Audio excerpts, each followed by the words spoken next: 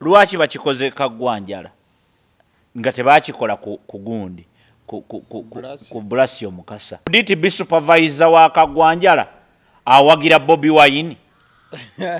onatula ku desk ya politics n'onatula ku desk ya politics bwe babanga tebagoba Blasio Mukasa yatuuka mu public n'agamba abantu Bobi Wine is my president. Oli ku YouTube channel agaliwo tuula kalira emboozi egw'amakerenda. Ab'ekitongole kya UNMA oba gy'oyinza okuyita Uganda National Meteorological Authority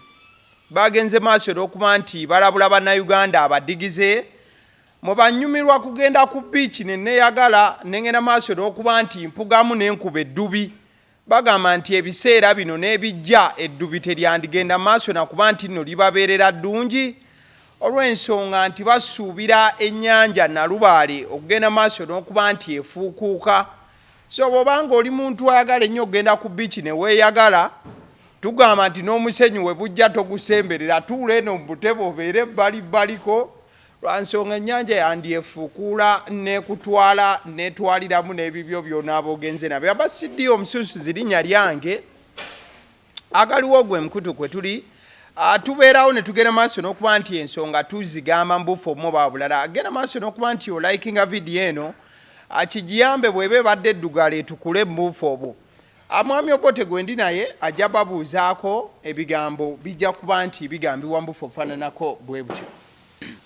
Nsanyuse okubeera wano ku Galiwo as usual mbabuuzaako mwasibye mutya mwasuze mutya yonna gye musinziira okutulaba gwandaba olunaku olwaleero nkusanyukirako olw'ebyo ebirungi Katonda byakuwadde ate era nakuwalira wamu naawe alina ebikusoomozeza nyongera kutegeeza nti teri kyalubeerera fuba okulaba nti bw'oba oli mu ssanyu olisigalemu ate bw'oba oli munaku era fuba olabe ng'ogikola ki ogivaamu mu mbeera efaanana bw'etyo naye nga tusanyuse nnyo okubalaba. Kale thank you so much. Mu by'omu bigenda maaso n'okuba nti bitambula ensonga zatandika kuva ennaku z'omwezi zaali 21 omwezi ogwa June kitegeeza nti wayise ennaku 5 zokka bukya embeera egenda maaso n'okuba nti yeba Oweekitiibwa Mathias Mpuuga ku mukolo gwe yagenda maaso n'okuba nti ateekateeka sayidi z'ekitovu Arena wali Masaka namungi w'omuntu we yagenda maaso okuba nti yeekuluumulula najja babeewo mu kugenda maaso n'okuba nti basaba n'okwebaza Ddundo olw'ebirungi bye yali yagenze maaso n'okuba nti yatuukako. Amubamu ku baaliwo era bagenda maaso n'okuba nti bakwasaganya n'okulaba nti enteekateeka egenda maaso n'okuba nti etambula bukwaku kwe kwali omukulu amanyiddwa nga Simon Kagwanjala okuva ku Nabasa abajoyinza okuyita NBS etwalibwa Next Media era yaliwo ku muzinda byalo n'okulaba nti enteekateeka yonna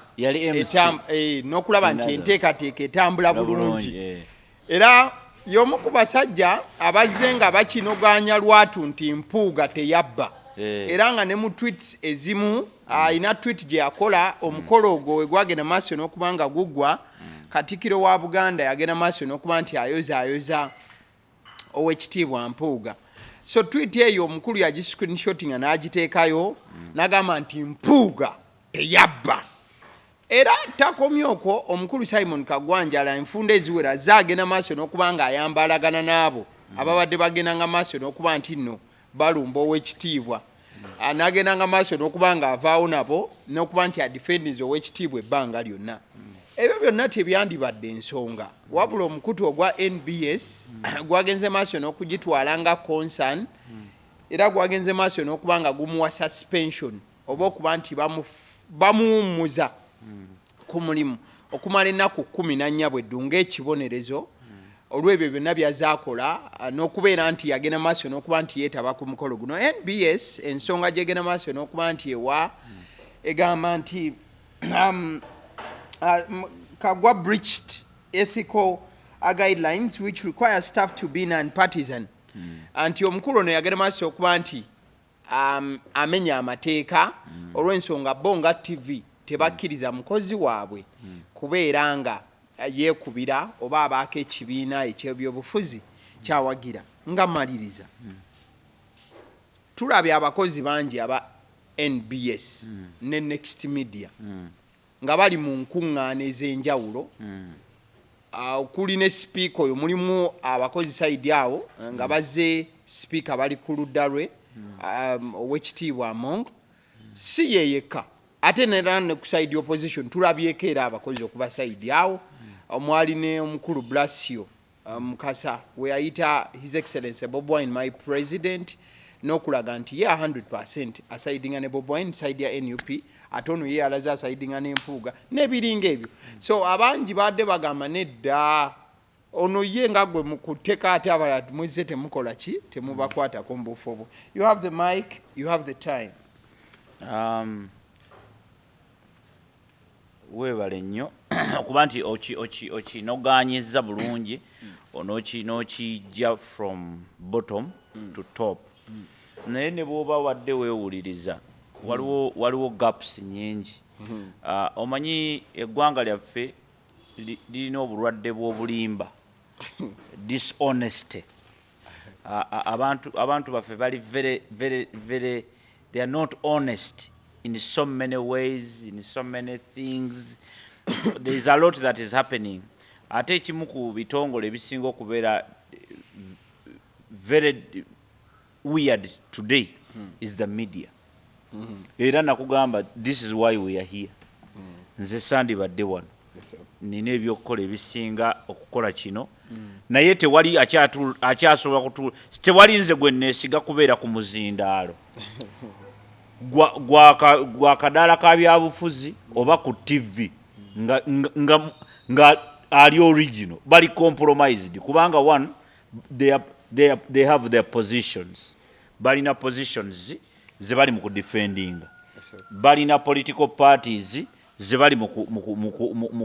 kulera, balina ebizibu banoonya ssente. Kugamba twetaagayo abantu abalinga ffe nga sirina political parties zempagira government. Kukitegedde bulungi nnyo because manyi bulungi nnyo what is government and what is a political party. Kati nze mpagira government. Kati we don't have people supporting the government mu Uganda. They are very few. Abantu basinga n'abandi badde basupporting government ng'akolera government ate afaayo nnyo ku kibiina. Okitegedde? Era kyovulaba nti obubbi bungi, corruption eri stupid impitirivu, service delivery enfu kubanga oli bw'aba asaavinga agamba mwe muli banuupu mwe emyoga gya government naye bw'akizwa nti mwe muli banuupu ate abayagala asooka awo aba NRM kubanga mu bwongo bwe tekireadinga nti this is government and I have my NRM oba this is government I have my DP but this is government I have kati we don't have that mu Uganda. Tukyalina challenge y'okusomesa abantu nti waliwo enjawulo nnene wakati wa government ne political parties. Kituufu political party emu esobola okubeera nga yeri mu buyinza nga yeri mu government nga bw'olaba NRM. Ontegedde? Naye nga ebigenda maaso mu government si bya NRM yokka. NRM yekulembedde neffe ffenna we are under the government. So the government must be supported by all means. Kubanga emyoga bwe gijja tegibeerako nti gino emyoga gya DP gino ginaaba aba DP mu bweziti abagundi mu bweziti abagundi mu bweziti gundi parish development model bwe zijja za government teziriiko nti kati bano Obote mbawa ate bano bamusooka okuwa naye bano aba executing emirimu mu service delivery kati ate bo bakikola. Era kyovulaba nti waliwo enguudo ezimu z'osanga nga mbi oli n'agamba anti bano abeeno tebawagira Museveni bano eno Bobi Wine yonna yawangulayo no oli naawe ey'ensonga ne munayogero gigenda munda nga kituufu ekiganye embeera eri wano nga kirimu ebyobufuzi. So kitegeeza ki? Kitegeeza nti we have so many people who are very dishonest. Kati okubeera nga tebali honest, this is why omuntu nga ggwe omuntu nga nze tuli wano twogera ku national issues. Now to go back to what you are asking, gaps nyingi oshegedde gaps ki nyingi ekisooka lwaki bakikoze kagwanjala nga tebakikola ku gundi ku Blasio Mukasa could it be supervisor wa kagwanjala awagira Bobi Wine ochegedde immediate supervisor wa kagwanjala but I think department is out kana anti ulirizo political show host yes that is what I'm trying to say onatula ku desk ya politics onatula ku desk ya politics bwe babanga tebagoba gundi okugamba nti Bobi Wine my president ontegedde bulungi nnyo Blasio Mukasa naye nga bw'atula ku pana atulako n'aba DP n'aba NRM n'aba independent n'atandika obbabuuza ebibuuzo ontegedde kitegeeza nti bujja ebibuuzo byababuuza bino bye mugamba nti debate yabadde y'amaanyi nnyo omwana wa Nuupu yakubye bali n'abateeka ku ttaka ku biti ebibuuzo bibeera biri biased otegedde nga bigendereddwamu kulabisa ng'omulamwa gwabwe bwe guli ekyo kimu ekyo kibuuzo kyakuddibwamu ekyokubiri could it be nti bano bwano waliwo okubuzaabuzibwa nga gundi bwe yagenda ku holiday gye yayita holiday Blasio Mukasa could it be nti naye baali bamugobye just tebakiteeka public era could it be nti kyekireese okubeera nti this time kino bakitadde public ekyakagwanjala naye aleme kugenda wiikisi bbiri akomewo agambe nti nange nabadde ku holiday otegeera you get my argument nti kisoboka okubeera nga ekyalemesezza ekyaleetedde bano okukifuula kino public okirabe gwe naawe okitegeereko nga kyakatandika kubanga ono bwe yagenda mu holiday ye gyayita holiday abantu abamu gye baali bayita suspension okitegedde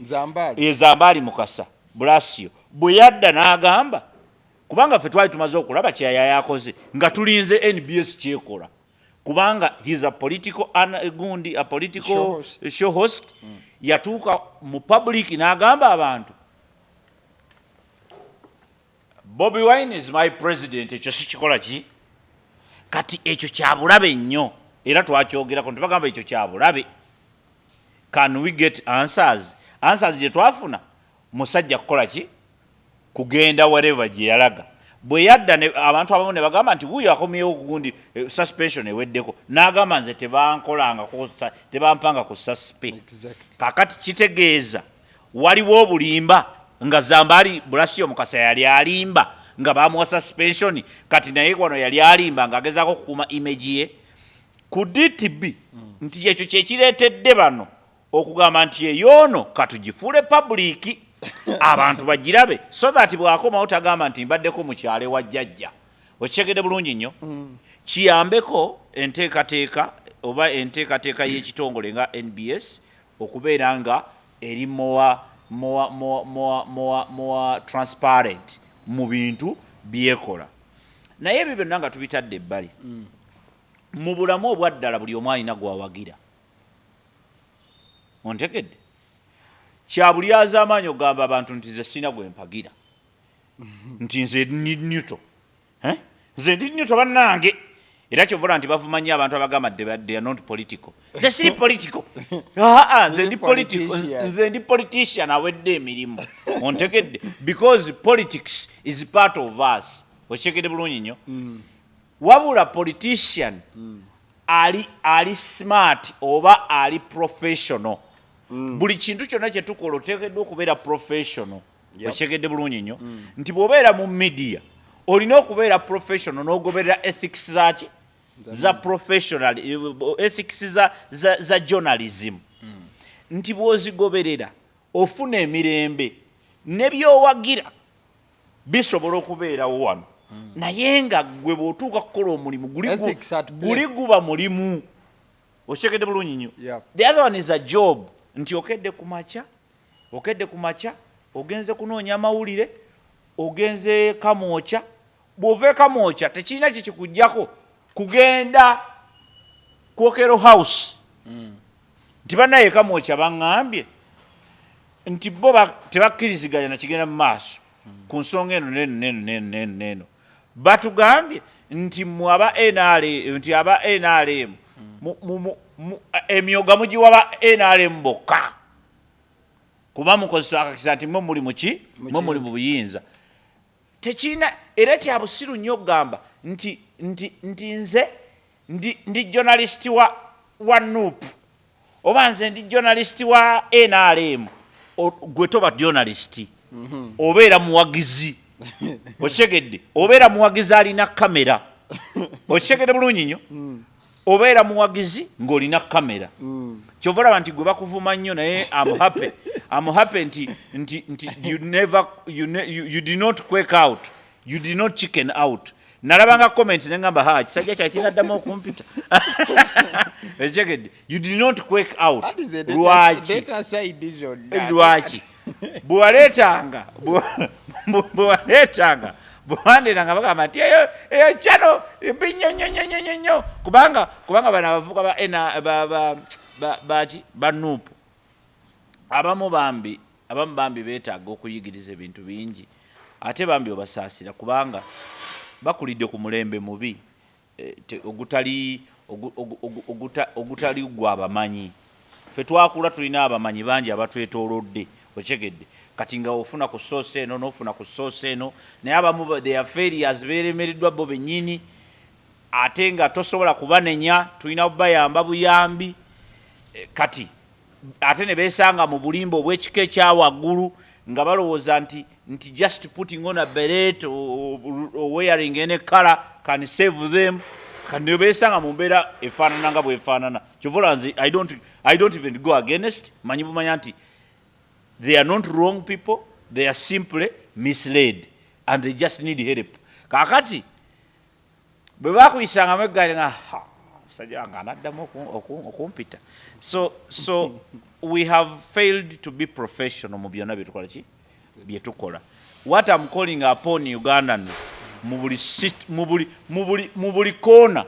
be professional okyegedde mu buli koona simply know what you're supposed to do bw'obanga tategedde waakiri weebuuze tegeera ekyo kyokola kitegeeza ki kyabulabe nnyo omuntu ogamba nze ndi journalist naye nze reportinga NRM yokka be a political journalist because how are you going then to analyze okyegedde how will you because bw'obanga the best way to report about NRM you must know what is happening in NUP. The best way to report compare and contrast. That's what you're supposed to do because you are reporting. What are you going to report? Bobo reporting. You must have two reports so okukora report namu. Nti gundi ye Bobi Wine kinakyogera coach. Ye Museveni kinakigamba coach. Wechekede bulungi nnyo. Kakati gokole reporting namu. Oleme kubeera biased kubanga gojja gendo reporting ebyeno. Ngate neri ensi eri mu nsi ndala kyovula banolwaleero I'm still saying kino nakisabadde and I'm going to ask it for it again. Twetaaga mu Uganda kye tuyita national news. Okyegedde we need what we call national news nga mawulire gaggwanga lyonna nga bwe gatandika nti gundi atandise okusoma radio zonna TV zonna gundi zonna kaseba nga operatingira mu Uganda tumanya nti tulina national news buli lunaku ku ssaawa 7 ogw'emisana nga TV zisobola okubeera ne newsroom zaazo NBS neyogera ebyayo gundi neyogera ebyayo bukedde neyogera ebyayo UBC neyogera ebyayo but nga tufunye kye bayita national news engeri yogikolamu kukeera ku makya kugamba nti buli ngolanga president ngayogera president bwaba ayogera TV zonna people just tap in TV zonna zitappinga in president nakola ki nayisawo message ochekere bulungi nnyo kati buli TV buli radio erina okubaayo n'essaawa zaayo ngezi eyo ssaawa namba nga ya national news nti tuba n'amawulire ku ssaawa 7 ogw'emisana bwe gaggwa mwe musobola okubeera n'amawulire gammwe ng'ekitongole naye nga tulinawo kye bayita national news eyo ng'eriko ba national editors national nga neyo edit suit ebeerawo bayinza n'ogiteeka ng'eringa ku gundi neetabeera na ku TV yonna kuba ne UBC kati mwagyonoona ne UBC kati nayo eringa ng'ecompetinga ne buno bu TV obulala okyegedde bulungi nnyo nayo yayonooneka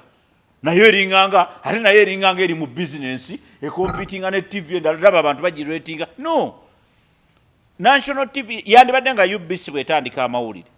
ng'era erina ne ba reporters kuva mu buli newsroom mu Uganda so that amawulire gabeera scrutinize bulungi tulina ba professionals mu mawulire so bwe tunaabeera ne national news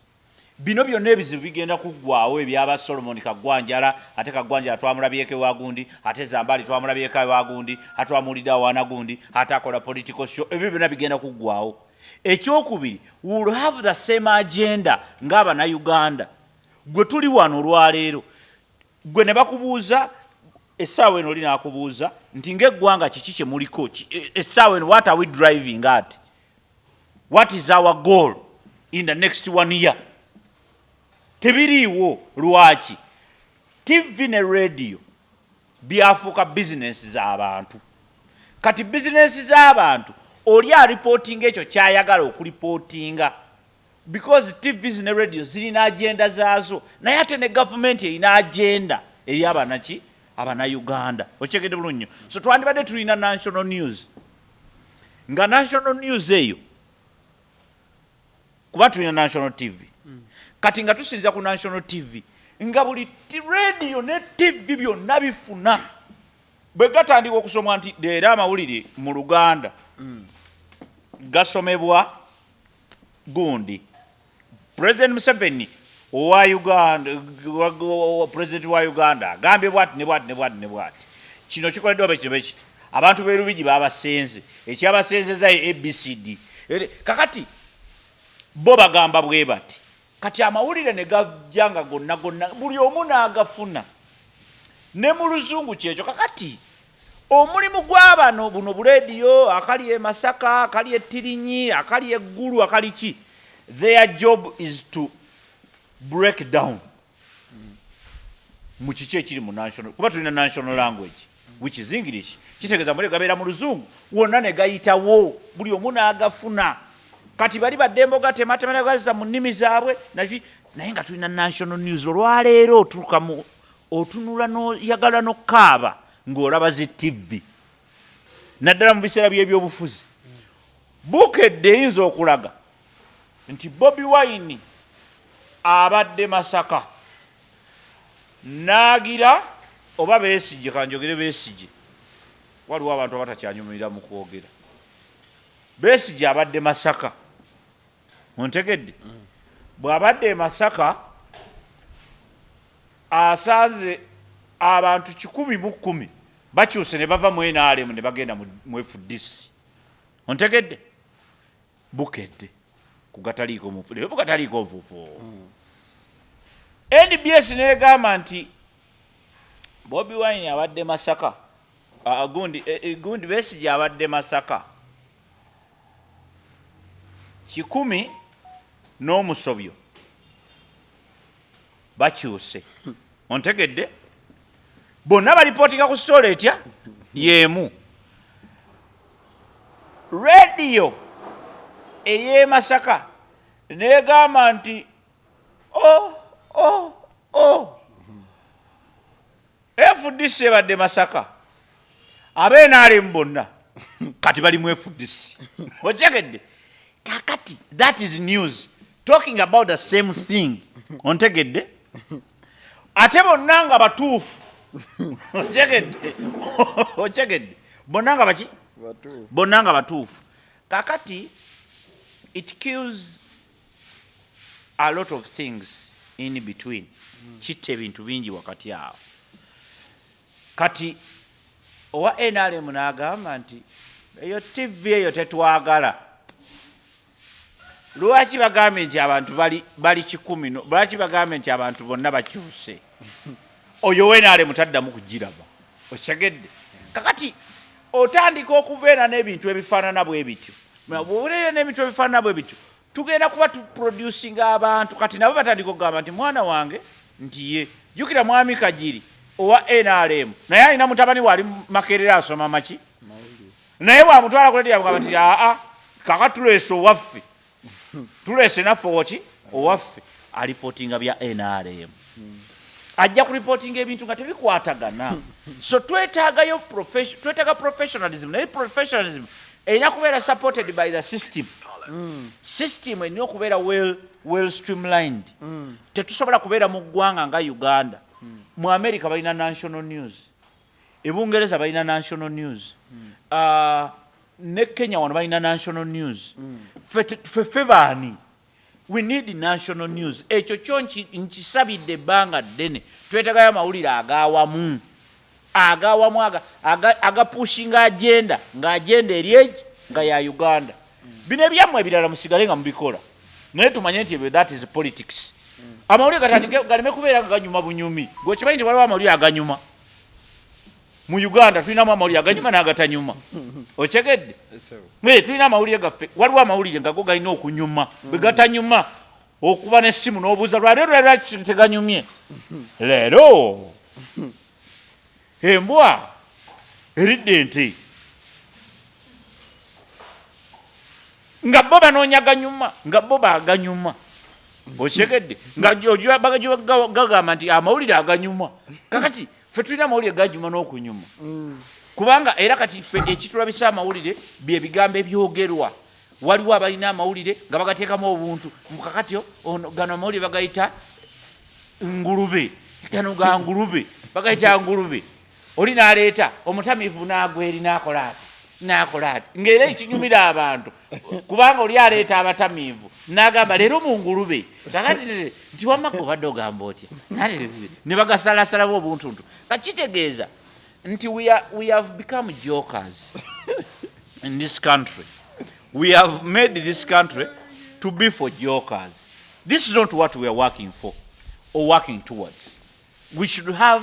a better version of representing our country. Bano bazambali mukasa banenye naye banenye kitono bagundi bakagwanjala banenye naye banenye kitono kubanga NUP naye nabana mawulire bayo NRM ina abayo DP ina abayo ero lya amawulire kati nakuzo gabulango n'okugasasula bagasasula tegali ka agenda yonna oli agamba nti jangu waliwo amawulire golaba ku TV nga si mawulire nga kalango nengo oli yakozeemu amawulire nga kalango kenyini akawedde emirimu naye ng'oli yakozeemu mawulire nga si mawulire nga really it is not news, it is clearly an advert in form of news nga biri mawulire okyegedde bulungi nnyo so tulina kuddayo buzizi ku ground zero mwaba owninga zi TVs for now nga tetunaba kufuna national news mwaba owninga zi TVs muddeyo mu professionalism mwe bananyini kubeera bannamawulire muddeyo mu professionalism. Good things are good things okyegedde you will lose nothing okusigala nga mukola professional yammwe mu ngeri erive kubanga amawulire gatukoze bubi nnyo ge gamu kugasinza okuleeta gwokimanyi nti amawulire gazimbye abantu abatalina nsa ne gabazimba ne bafuuka abantu abakabye ennyo naye nga tebalina nsa buli omu akimanyi they are not worth naye nga amawulire gabazimbi munnamawulire ne bazimba omuntu omulalu ne bamuzimba ng'obuvunaanyizibwa ennyo ne bamuteekako obwebindu ne bamuteekateeka era olwaleero gundi akoze kino era olwaleero nga olabira ddala obulango obuwedde emirimu naye ng'ate bo babutaddewo ng'amawulire. News is no longer news mu Uganda, so we need to fix that. The only way to fix it, we need national news. Nga national news eyita ku radio zonna, TV zonna, mu buli lunaku nga tulinamu oba ssaawa yaffe namba nga omuntu atula bwati n'agaba kampulize national news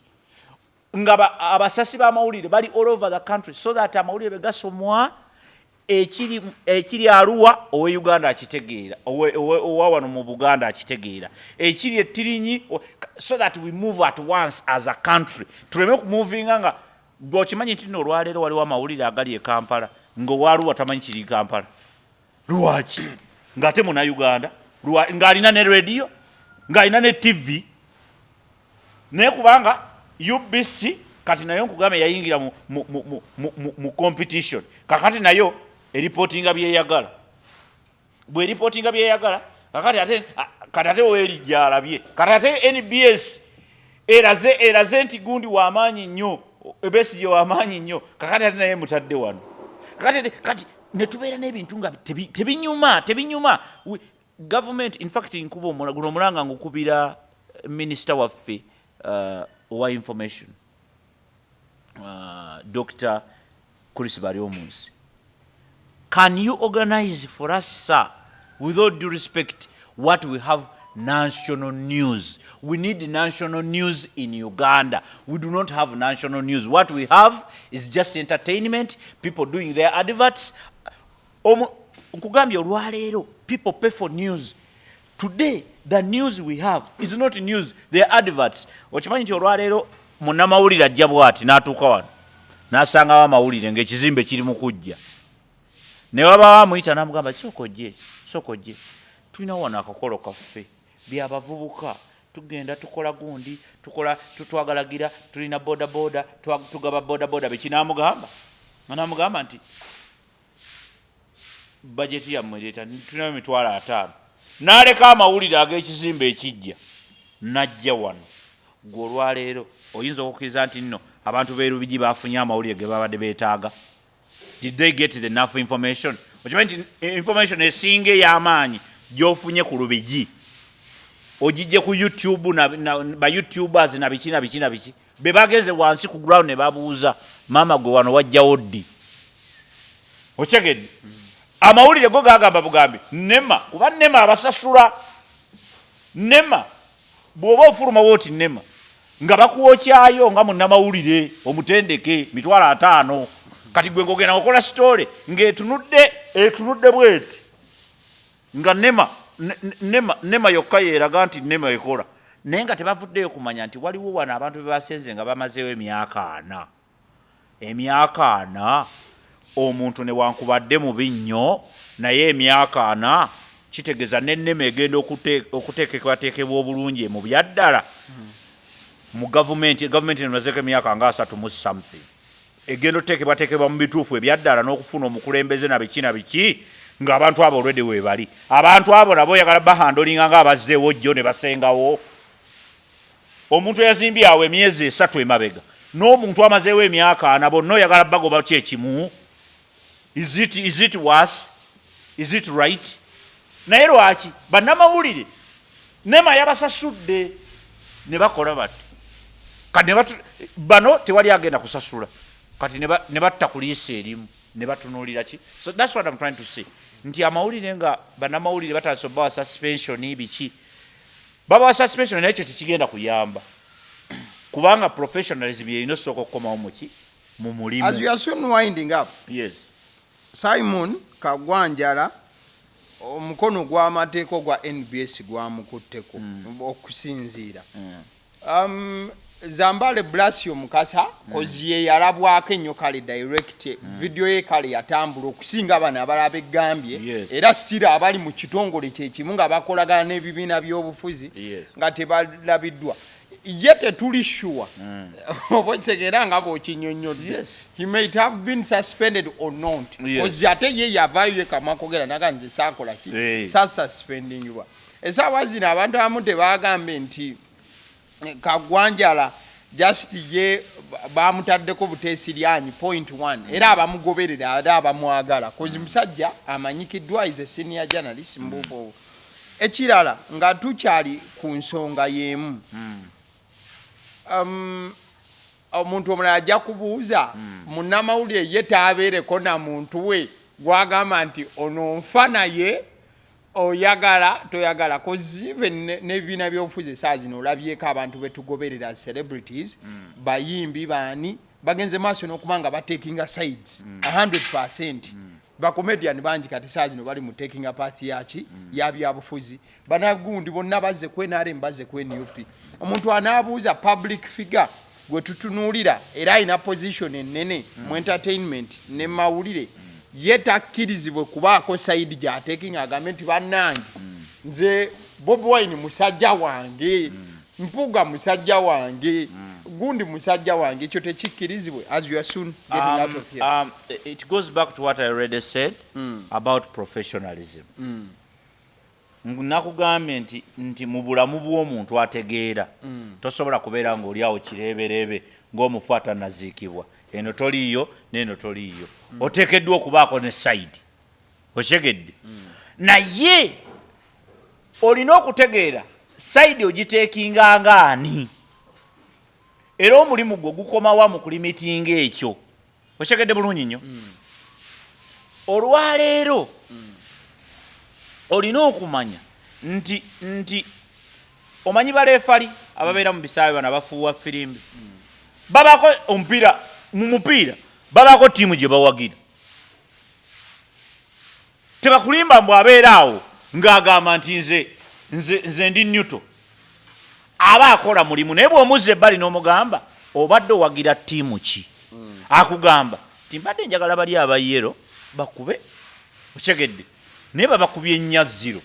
nga yabaweereddemu ne penalty mwezi 4 nga yabaweereddemu ne penalty. That is what we call professionalism.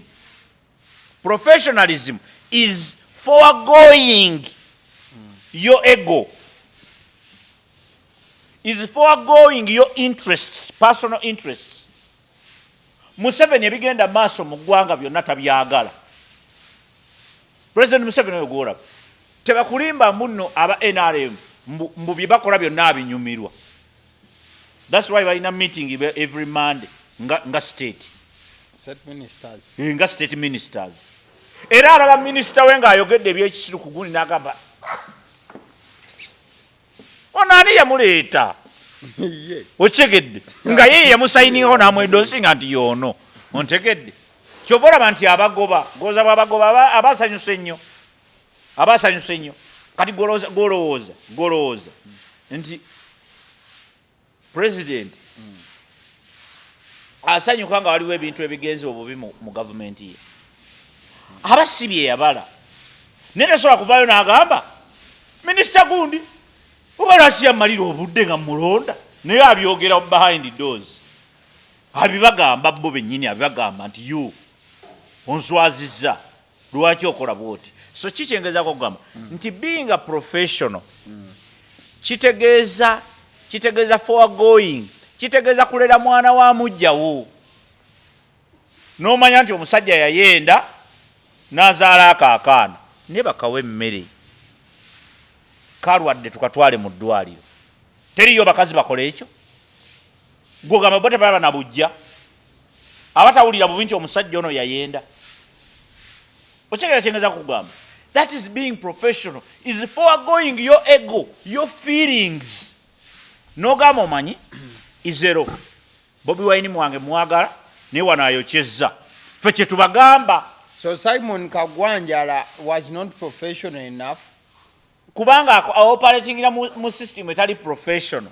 kakyova olaba nti naye professionalism yabuzeemu ne yeerabira omulimu gwakola ne yeekubisa ebifaananyi mu ngeri endala n'atabuka n'avaako okyegedde kyekyatuuka kyekimu ku kyatuuka kwani kugundi ku Zambaali Mukasa yeerabira mu bwongo bwe yeerabira nti nze ndi political show host n'agenda mu bantu abangi n'agamba Bobi Wine is my president okyegedde ebyo byonna biraga nti oli just abulamu ka professionalism naye professionalism biki ebigifuweringa be bantu betukolagana nabo kubanga nabo balaba ne bagamba nga bosi wange ye alaga nti ali wali okyegedde nga ate gondiwa supervisor we yenyini ye ayambala ne t-shirt za NRM oba eza NUP oba eza DP okyegedde kakati gwe naawe n'ofiiringa comfortable mu nsobi n'ogamba kasita atoba kasita mukulu wange naye yate yegundiwa kati okyegere ebyo bijja lwa environment gye tubeeramu nti environment etuyigiriza okubeera stupid. We make wrong decisions calmly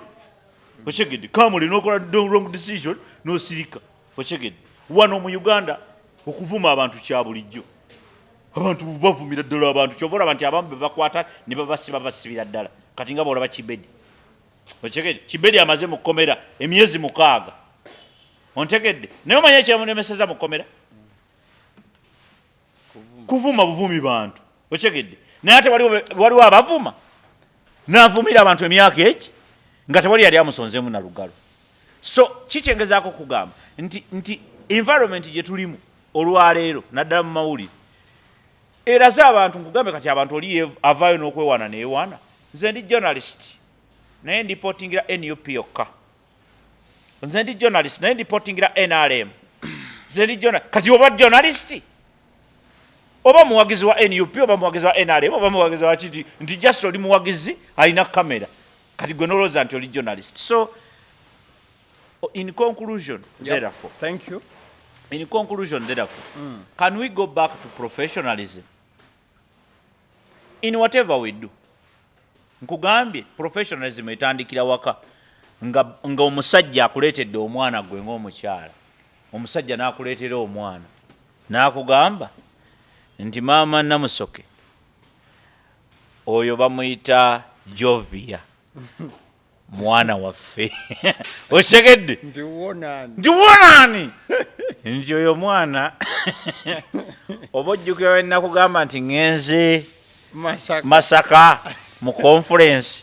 yeyo conference gye najjayo omwana oyo gye yava mu luteeso olwo olwabalukawo naye nsaba kunsonyiwa oyo mwana waffe genda nnyoka akusejjuwe ti maama gundi nsaasira maama w'omwana oyo asoma ndiye tikali musajja gwe bannanga oswaza naye ekyangamu awo 2-3 n'agamba kale genda onaabe wamma Jovia oyagala kunywa ku kyayi nti nywa ojja sulanga wali nti ye olwo oba okoze kye bayita professionalism nti professionalism eruma n'okuluma